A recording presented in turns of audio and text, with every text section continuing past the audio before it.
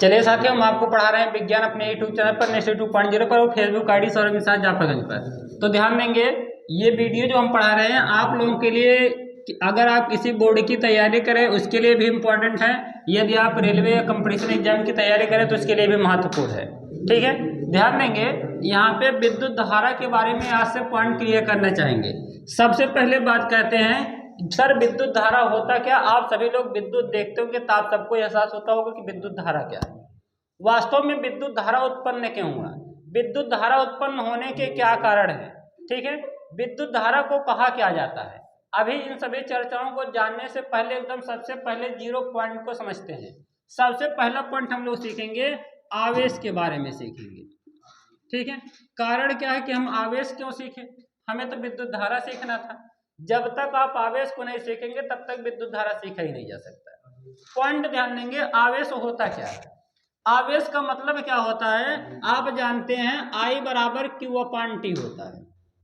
विद्युत धारा को I से प्रदर्शित करते हैं।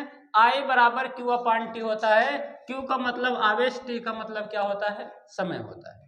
यहां से ध्यान देंगे, सबसे पहला पॉइंट आवेश क्या है। अगर हम क्या करें, कांच की छड़ लें, कांच की छड़ को क्या करें, बिल्ली की खाल पर रगड़ दें। जब कांच की छड़ को बिल्ली की खाल पर या आबनूस की छड़ को बिल्ली की खाल पर रगड़ेंगे तो ध्यान देंगे आबनूस की छड़ या कांच की छड़ पर क्या होगा, एक बल उत्पन्न हो जाता है। या आप क्या कीजिए, जो प्लास्टिक की पेन होती है ना, प्लास्टिक की पेन को अपने बालों पर रगड़िए। जब आप प्लास्टिक के पेन को बालों पर रगड़ते हैं तो थोड़ी देर के बाद, बालों पर रगड़ने के बाद आप पाएंगे कि जो प्लास्टिक का पेन है वो कागज के छोटे छोटे टुकड़े को अपनी तरफ आकर्षित कर लेगा। कभी आप कल्पना करके देखिएगा, अगर प्लास्टिक वाली जो पेन होती है, जो प्लास्टिक की पेन मिलती है, आप लिक्को पिको की पेन जो मिलती है, ये जो भी आप पेन यूज करते हैं, उस पेन को अगर आप बालों पर रगड़ते हैं, बालों पर रगड़ने के बाद थोड़ी देर के बाद बालों पर रगड़िए, इसके बाद उसमें भी कागज के छोटे छोटे टुकड़े लीजिए, आप देखेंगे कागज के छोटे छोटे टुकड़े को वो पेन अपनी तरफ आकर्षित कर लेता है। ठीक है, ऐसा क्यों होता है? जब आप पेन को बालों पर रगड़ देते हैं तो पेन और बाल के बीच में क्या करता है, एक बल कार्य करता है। वो बल क्या होता है, वो जो बल होता है ना, वो वास्तव में आवेश होता है। आवेश 2 प्रकार का होता है। एक आवेश वो हो गया जो क्या हो गया, पेन बाल पर लगाता है, दूसरा आवेश क्या हो गया, बाल पेन पर लगाता है।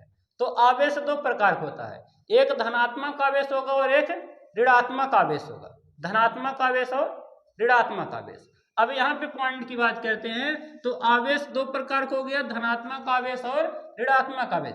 कौन सा आवेश? जैसे हमने कहा कि पेन है, पेन को बाल पर रगड़िए, तो जब आप पेन को बाल पर रगड़ेंगे तो कागज के छोटे छोटे टुकड़े को अपनी तरफ आकर्षित कर लेगा। ऐसा क्यों होगा? आवेश के कारण होगा। किसके कारण होगा? आवेश के कारण। अगर हम यहाँ पे चर्चा करते हैं, आवेश की चर्चा करते हैं तो आवेश को हम क्या बोलेंगे, जैसे मान लिया हमने बताया कि पेन का उदाहरण लिया, हमने बताया कि क्या किया, एक पेन के द्वारा उत्पन्न आवेश और एक हो जाएगा बाल के द्वारा उत्पन्न आवेश।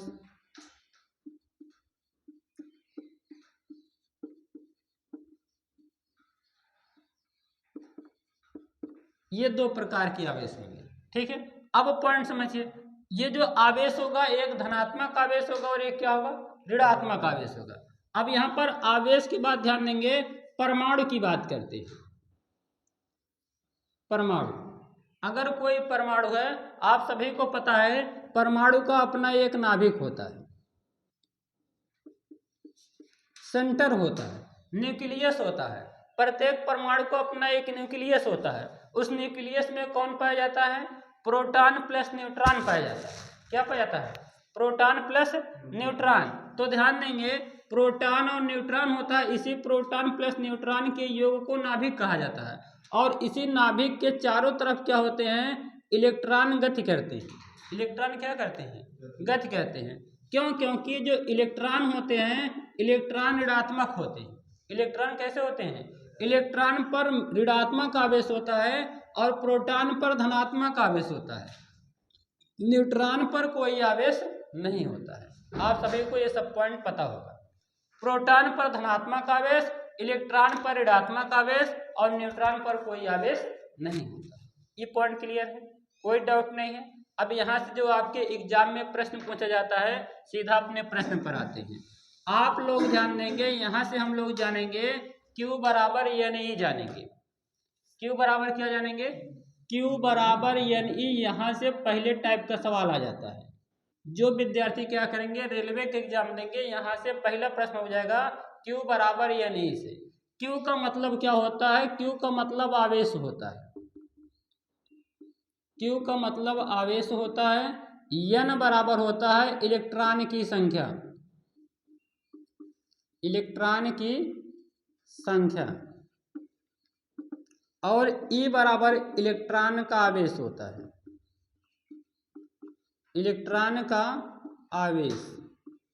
तो इलेक्ट्रॉन का आवेश कितना होता है प्यारे साथियों? इलेक्ट्रॉन पर आवेश -1.6 गुणे 10⁻⁻19 कूलाम होता है। ठीक है, अब ध्यान देंगे। सर क्यों आवेश का मात्रक आपने कूलाम बताया? कूलाम वास्तव में एक वैज्ञानिक थे। कूलाम एक व्यक्ति का नाम था। कूलाम क्या था? एक व्यक्ति का नाम था, एक वैज्ञानिक थे। कूलाम ने क्या किया था? इस आवेश की व्याख्या किया था। किसकी व्याख्या किया था? आवेश की व्याख्या किसने किया था? कूलाम ने किया था। इसलिए इस आवेश का जो मात्रक है किसके नाम पर पड़ा है? कूलाम के नाम पर पड़ा है। आप लोग कूलाम का नियम पढ़े होंगे। कूलाम का नियम जब आप लोग पढ़े होंगे तो वहां पे कूलाम का नियम आप लोग कुछ पढ़े होंगे। जो विद्यार्थी क्या होंगे, इंटरमीडिएट में साइंस वर्ग के विद्यार्थी, वो लोग कूलाम का नियम जानते होंगे। ठीक है, आप लोग पढ़े होंगे, क्या पढ़े हैं? F बराबर आप सीखे हैं, F बराबर K into Q1 into Q2/R²। इसे कहा जाता है कूलाम का नियम कहा जाता है। किसका नियम? कूलाम का नियम। कूलाम ने बताया था यदि दो आवेश एक दूसरे से r दूरी पर स्थित हैं, यदि दो आवेश एक दूसरे से r दूरी पर स्थित हैं, उन दोनों आवेशों के बीच में जो गुणनफल होता है वो लगने वाले बल के अनुक्रमानुपाती तथा उन आवेशों के बीच की दूरी के वर्ग के व्युत्क्रमानुपाती होता है। दो आवेशों के बीच लगने वाला बल जो होता है आवेशों के गुणनफल के अनुक्रमानुपाती। कहने का मतलब F अनुक्रमानुपाती Q1 इंटू Q2 होता है। ठीक है, और क्या होता है? F व्युत्क्रमानुपाती 1/r² होता है। ठीक है, ये व्याख्या किसने किया था? कूलाम नाम के वैज्ञानिक ने किया था। कूलाम ने सबसे पहले अपना नियम दिया था कि दो आवेशों के बीच की जो दूरी होती है आवेशों के बीच लगने वाले बल के व्युत्क्रमानुपाती होता है और लगने वाला बल आवेशों के गुणनफल के अनुक्रमानुपाती होता है। ठीक है, अब ध्यान देंगे साथियों, वास्तव में आप न्यूटन के बारे में सुनेंगे। वो न्यूटन नहीं थे, न्यूटन महाचुट्टा थे।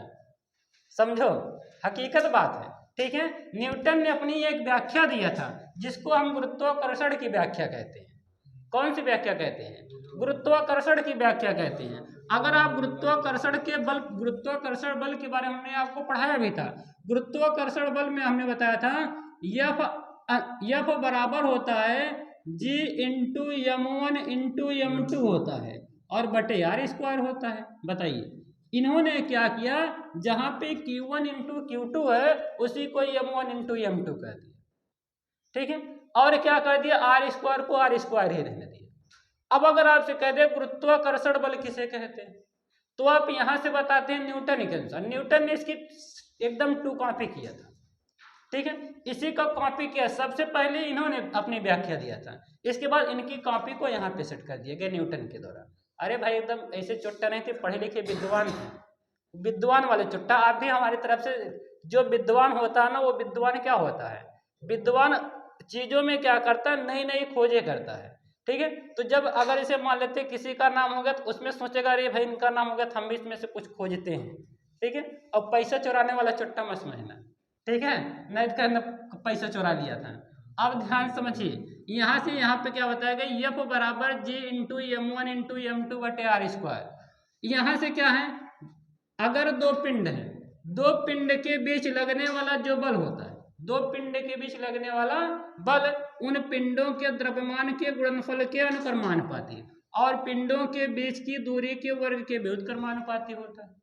यहाँ पे बताया गया आवेशों के लगने वाला बल आवेशों के गुणनफल के अनुक्रमानुपाती। यहाँ बताया गया लगने वाला बल दोनों पिंडों के द्रव्यमान के गुणनफल के अनुक्रमानुपाती होता है।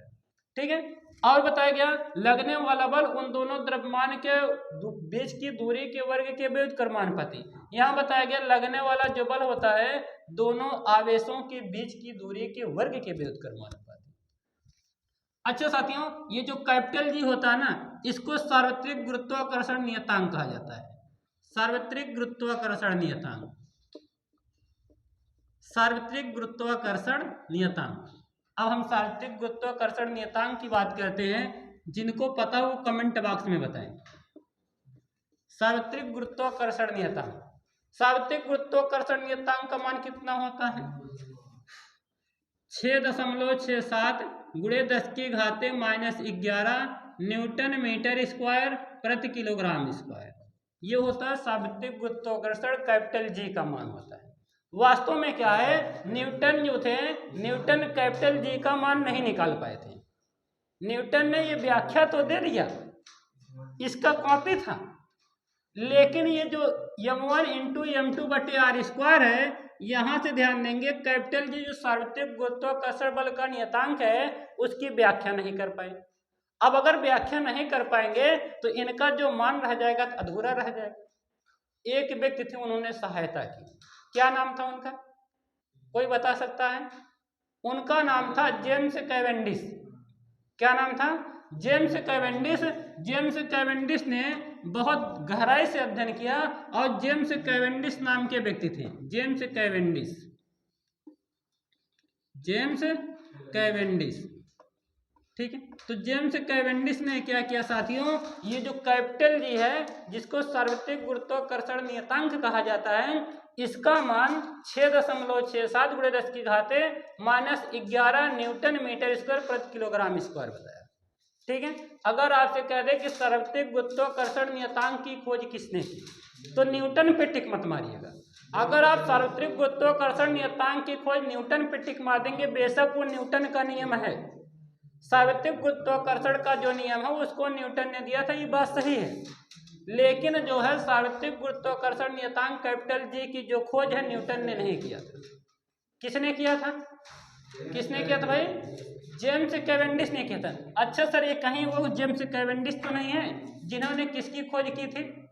ये वही जेम्स कैवेंडिश है जिन्होंने किसकी खोज की थी? हाइड्रोजन की खोज की थी। किसकी खोज की थी? हाइड्रोजन। अच्छा, हाइड्रोजन के बारे में आप लोग जानते हैं, हाइड्रोजन एक तत्व होता है कि नहीं? हाइड्रोजन एक गैस है। अच्छा, प्रश्न कहेगा सबसे हल्की गैस कौन है, तो आप क्या बताएं? हाइड्रोजन है। हाइड्रोजन सबसे हल्की गैस है। हाइड्रोजन क्या है? सबसे हल्की गैस है। और इस हाइड्रोजन गैस की खोज किसने किया था? जेम्स कैवेंडिश ने किया था। मजा आ गया। ठीक है, हाइड्रोजन की खोज किसने किया था? जेम्स कैवेंडिश ने किया था। कोई डाउट है?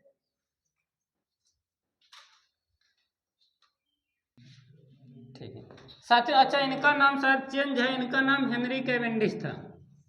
जेम्स कैवेंडिश ने, इनका नाम हेनरी कैवेंडिश था। पॉइंट क्लियर है? तो हेनरी कैवेंडिश ने क्या कर सार्वत्रिक गुरुत्वाकर्षण नियतांक कैपिटल जी की खोज की और हाइड्रोजन की खोज भी इन्होंने की। ठीक है, इतना पॉइंट क्लियर है, कोई डाउट नहीं किसी के पास अब? ठीक है, तो यहाँ से अब ध्यान देते हैं। वैसे तो न्यूटन ने एक और कॉपी किया था, बता दे कि छोड़ दे?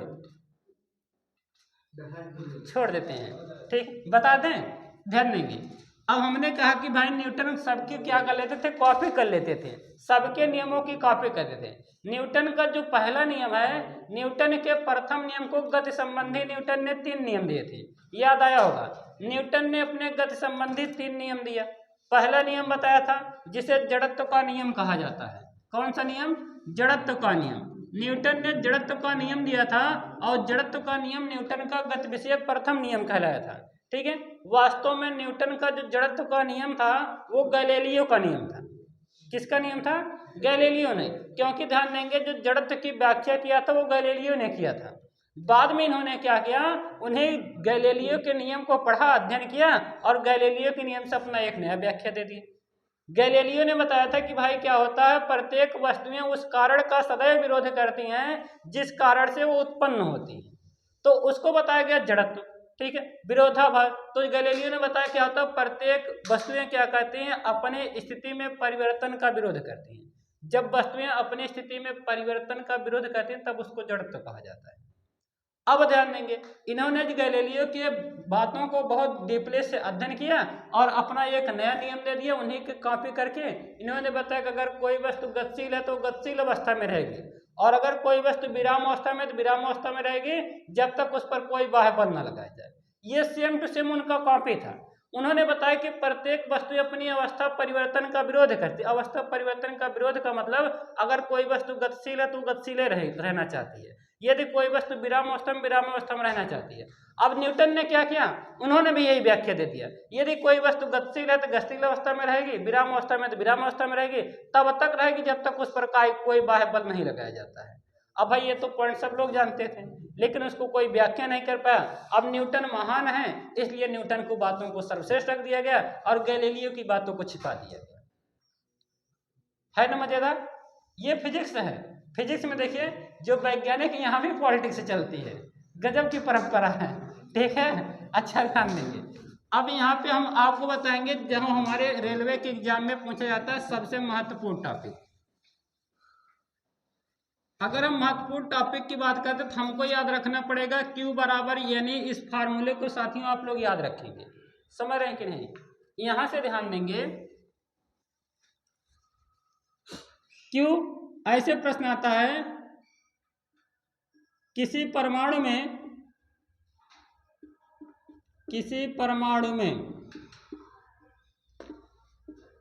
5 इलेक्ट्रॉन हैं, 5 इलेक्ट्रॉन गति कर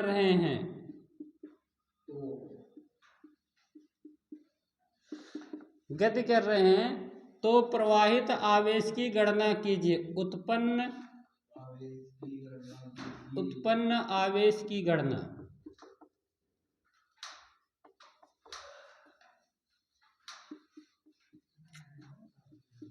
ऐसे कहते हैं, करा किसी परमाणु में 5 इलेक्ट्रॉन क्या कर रहे हैं, गति कर रहे हैं। क्या होता है, नाभिक के चारों तरफ इलेक्ट्रॉन घूमता रहता है।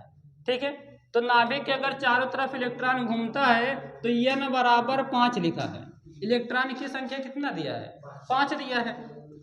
E बराबर हमेशा हम लोग 1.6 × 10⁻⁻19 लिखेंगे। वैसे तो E का मान होता है ऋणात्मक। कैसा होता है, ऋणात्मक होता है। अगर आपके ऑप्शन में माइनस में करके उत्तर दिया है तब तो आप माइनस में उत्तर देंगे, अगर प्लस में दिया तब तो प्लस में देंगे, माइनस नहीं दिया तो माइनस वाला उत्तर नहीं माना जाएगा। अब अच्छे पॉइंट समझिए, यहाँ से आवेश कह रहा, आवेश Q बराबर या नहीं होता है। Q बराबर क्या होता है, या नहीं। Q का मान पूछा गया है, Q का मान आपसे पूछा गया है, तो आप कहेंगे Q बराबर n का मान कितना है, 5 गुणे E का मान 1.6 गुणे 10⁻⁻19। यहाँ से बताएंगे Q बराबर, हम लोग बताएंगे 16 पच्चे कितना, 80, 8.0 गुणे 10⁻⁻19। ठीक है, ये हो जाएगा इतना कूलम। ठीक है, तो पहले टाइप का प्रश्न यहाँ से आता है, आपको या तो n का मान दे देगा, Q का मान पूछ लेगा, या तो Q का मान दे देगा और n का मान पूछ लेगा। क्लियर है क्या, क्लियर है? दूसरा प्रश्न बताते हैं। जो भी विद्यार्थी नए हैं चैनल को सब्सक्राइब कर लेंगे। आपको, अगर आप हमको फेसबुक के माध्यम से देख रहे हैं साथियों, तो हमारे फेसबुक को हमको फॉलो करेंगे फेसबुक के माध्यम से, ताकि आपको ऐसे ही रुचिकर और जानकारी वाली वीडियो आपको बराबर मिलती रहे साथियों। एक और पॉइंट ध्यान देते हैं, दूसरा जो सवाल दिया है, Q बराबर यहीं पे मान लेते हैं, यहां से दे दिया गया,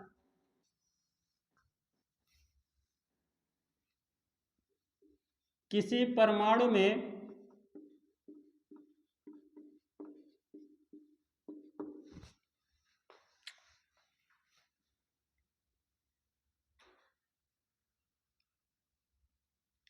9.6 गुणे 10⁻⁻19 कूलाम का आवेश उत्पन्न होता है। का आवेश उत्पन्न होता है।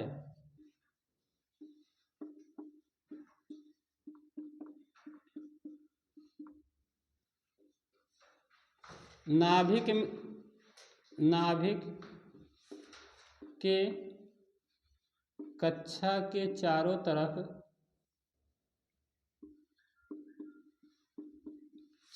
तरफ गति करने वाले इलेक्ट्रॉन की संख्या बताइए। गति करने वाले इलेक्ट्रॉन की संख्या।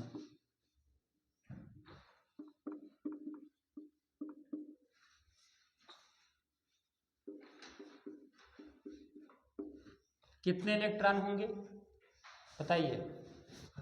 यहाँ से इनको हम लोग हल करेंगे तो दिया किसी परमाणु में 9.6 कूलाम का आवेश उत्पन्न होता है। Q का मान दिया गया है, Q बराबर है 9.6 गुणे 10⁻⁻19 कूलाम है। आप सभी लोग E बराबर लिखेंगे 1.6 गुणे 10⁻⁻19 कूलाम। पूछा गया है इलेक्ट्रॉन की संख्या, मतलब n का मान आपसे पूछा गया है। ठीक है, तो इनको जब आप लोग हल करेंगे तो पहली बात Q n E में क्या संबंध ये जानना जरूरी है। Q n E में क्या संबंध है, Q बराबर क्या होता है। आप कहेंगे सर Q बराबर n ही होता है, तो Q का मान लिखेंगे 9.6 और गुणे 10⁻⁻19 और बराबर n गुणे 1.6 गुणे 10⁻⁻19। 10⁻⁻19 से 10⁻⁻19 कैंसिल, 16 कन्नन 16 16 छक्का 96, 6 बराबर क्या बन जाएगा n। तो इलेक्ट्रॉन की संख्या कितनी हो जाएगी, n हो जाएगी। क्लियर है क्या, कोई डाउट किसी को, कोई डाउट नहीं है। आगे पॉइंट ध्यान देते हैं। तो अगर Q बराबर n पे रिलेशन आपसे पूछा जाएगा तो आप लोग सवाल लगा लेंगे, सीधा सवाल आएगा पेपर में, याद रखिएगा। सीधा जब आप रेलवे का कोई भी एग्जाम देंगे, रेलवे टेक्नीशियन ALP या रेलवे ग्रुप डी, रेलवे का कोई भी एग्जाम आप देने जाते हैं, रेलवे NTPC, तो हर जगह सीधा Q बराबर n पे सीधा सवाल पूछ लेगा। या आप RPF का एग्जाम देंगे तो RPF के एग्जाम में 60% फिजिक्स से क्वेश्चन जो आते हैं वो आपके क्या होते हैं, न्यूमेरिकल बेस पे आते हैं, थ्योरिकल बेस पे नहीं। न्यूमेरिकल बेस सीधा का सीधा न्यूमेरिकल आपका RPF में क्वेश्चन पूछा जाता है। जो बच्चे RPF की तैयारी कर रहे हैं, RPF में सीधा का सीधा न्यूमेरिकल पूछा जाता है, जो आपको कहीं यूट्यूब चैनल पर पढ़ाया नहीं जाएगा साथियों। ये पॉइंट आप लोगों का क्लियर हो गया। दूसरा पॉइंट हम ध्यान देंगे, विद्युत विभव। क्या होता है विद्युत विभव। विद्युत विभव, अब यहां से आप कहेंगे सर विद्युत विभव का मात्रक तो पूछा गया था एक बार एग्जाम में, एक बार नहीं कई बार विद्युत विभव का मात्रक आपसे पूछा गया है। बात करते हैं विद्युत विभव कहते किसे हैं। ध्यान देंगे, जैसे मान लेते हैं, एकदम ध्यान से समझिएगा, एकांक धनावेश Q है, ठीक है। इस एकांक धनावेश को हम क्या करते हैं, एक निश्चित बिंदु P तक लाते हैं। समझिएगा, जब एकांक धनावेश को किसी निश्चित बिंदु तक लाया जाता है, ये निश्चित बिंदु P है, निश्चित बिंदु P, पॉइंट समझिएगा, ये अनंत दूरी है। कौन सी दूरी है, अनंत दूरी। पॉइंट को एकदम अच्छे तरीके से आप समझेंगे। जब एकांक धनावेश को अनंत दूरी से किसी निश्चित बिंदु तक लाते हैं, तो इस एकांक धनावेश को अनंत दूरी से निश्चित बिंदु तक लाएंगे तो कोई ना कोई काम करना पड़ेगा। अरे भाई, किसी भी वस्तु को अगर आप एक जगह से दूसरी जगह ले जाते हैं तो काम करना पड़ेगा कि नहीं करना पड़ेगा, काम करना पड़ेगा। तो ठीक इसी प्रकार से इस एकांक धनावेश को अनंत दूरी से निश्चित बिंदु तक लाने में जो कार्य करना पड़ता है उसे विद्युत विभव कहा जाता है। उसे क्या कहा जाता है, विद्युत विभव। एकांक धनावेश को अनंत दूरी से निश्चित बिंदु तक लाने में जो कार्य करना पड़ता है, जो कार्य करना पड़ता है उसे हम क्या बोलते हैं, विद्युत विभव बोलते हैं। विद्युत विभव को V से दर्शाया जाता है। किससे दर्शाया जाता है, V से V बराबर साथियों V बराबर W/Q होता है। V बराबर क्या होता है? W/Q होता है। V मतलब विभव, W मतलब किया गया कार्य और Q मतलब उत्पन्न आवेश। पॉइंट क्लियर है? तो V बराबर W/Q सीधा प्रश्न पूछ लेगा। V बराबर W/Q पे सीधा प्रश्न पूछ लेगा, 2 मान दे देगा, 1 मान पूछ लेगा। क्लियर है कि नहीं? 2 मान आपको दे देगा, चाहे V और Q का मान दे देगा, या तो W का मान दे देगा, Q का मान देगा तो V का मान पूछेगा, V का मान Q का मान देगा तो W का मान पूछेगा, या आपसे क्या कहेगा, जब V और W का मान देगा तब Q का मान पूछेगा। तीनों में से एक मान पूछ लेगा। सीधा आपको यह फार्मूला V बराबर W/Q होता है, ये पॉइंट याद रखना है। ठीक है, ध्यान देंगे। हमने बताया एकांक धन आवेश को किसी निश्चित बिंदु तक लाने में जो कार्य करना पड़ता है उसे हम क्या बोलते हैं? विद्युत विभव बोलते हैं। पॉइंट क्लियर है? V बराबर क्या होता है? W/Q होता है। अगर आपसे विद्युत विभव V का मात्रक पूछे, विभव का मात्रक जब आपसे पूछेगा तो आप विभव का मात्रक बताएंगे। विभव का मात्रक बराबर आप बताएंगे W मतलब वर्क, वर्क मतलब कार्य, कार्य का मात्रक क्या होता है? कार्य का मात्रक क्या होता है? जूल होता है। तो आप बोलेंगे सर जूल, अब बटे बोलेंगे Q कूलाम का मात्रक क्या होता है? आवेश का मात्रक क्या होता है? कूलाम होता है। तो जूल प्रति कूलाम, क्या बोलेंगे? जूल प्रति कूलाम। अगर आपसे कहेगा विद्युत विभव का मात्रक है तो आप बताएंगे विद्युत विभव का मात्रक क्या है? जूल प्रति कूलाम। अब ध्यान देंगे, ये जूल प्रति कूलाम की व्याख्या एक व्यक्ति थे जिनका नाम बोल्ट था। क्या नाम था? बोल्ट। ट्रेट बोल्ट मत समझ लेना, ठीक है? ट्रेट बोल्ट खिलाड़ी है भैया, ट्रेट बोल्ट नहीं है, ठीक है? जूल प्रति कूलाम जो है इसकी व्याख्या किसने किया था? बोल्ट ने किया था। इसीलिए इसी जूल प्रति कूलाम को क्या कहा जाता है? बोल्ट कहा जाता है। अब ध्यान देंगे, अगर आपसे कहेगा विद्युत विभव का मात्रक है तो विद्युत विभव का मात्रक जूल प्रति कूलाम होता है, या इसी जूल प्रति कूलाम को क्या कहा जाता है? बोल्ट कहा जाता है। पॉइंट क्लियर है क्या? यहाँ तक पॉइंट क्लियर है? बस आज की वीडियो इतना ही। थैंक यू साथियों, जय हिंद। जुड़े रहिए हमारे यूट्यूब चैनल के साथ निफ्टी 2.0 के साथ।